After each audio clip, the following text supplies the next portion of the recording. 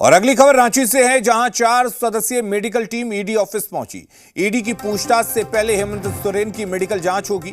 जमीन घोटाले के मामले में दूसरे दिन भी हेमंत सोरेन से पूछताछ जारी रहेगी।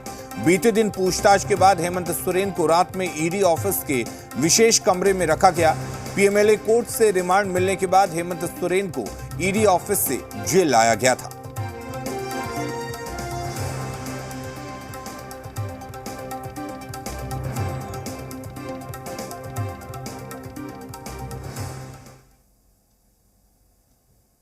और इधर हेमंत सोरेन की गिरफ्तारी के बाद जेएमएम केंद्र सरकार पर हमलावर हो चुकी है।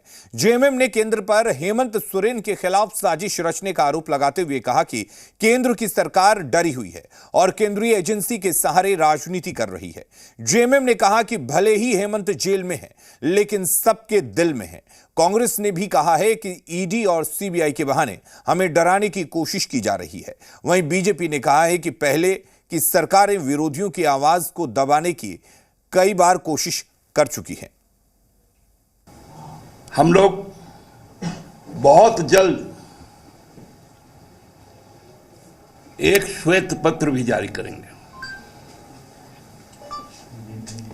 कि कब कब क्या क्या अनलॉफुल पॉलिटिकल एक्ट किया गया।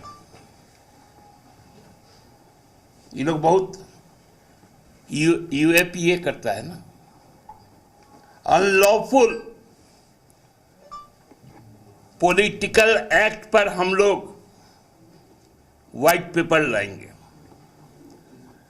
साथ साथ अपने किए गए काम पर भी डॉक्यूमेंट्री एविडेंस लाएंगे। देखिए, ये सही है कि केंद्र की सरकार ईडी के जरिए विपक्ष को डराने का और धमकाने का प्रयास कर रही है। वो विपक्ष के नेता जो भारतीय जनता पार्टी के सामने नहीं झुके, वो या तो जेल में है या उनके ऊपर केस है। लेकिन जो झुक गए, देश के प्रधानमंत्री उनको गले लगा लिया। कल तक जिन्हें भ्रष्टाचारी कहा करते थे, वो आज भारतीय जनता पार्टी में शामिल हो गए। प्रधानमंत्री ने उन्हें गले लगा लिया। तो हमें लगता है कि यह बिल्कुल देश की आवाम इस बात को समझ रही है और इसका मुकम्मल जवाब 2024 में देश की जनता देने का काम करेगी।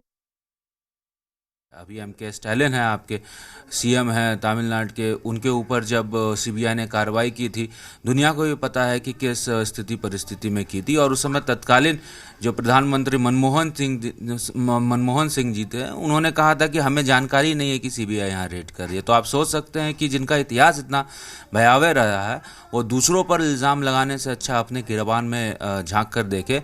यही सीबीआई थी जिन्होंने अमित शाह जी को कॉल किया था, यही सीबीआई थी जिसने नरेंद्र मोदी जी को कॉल किया था।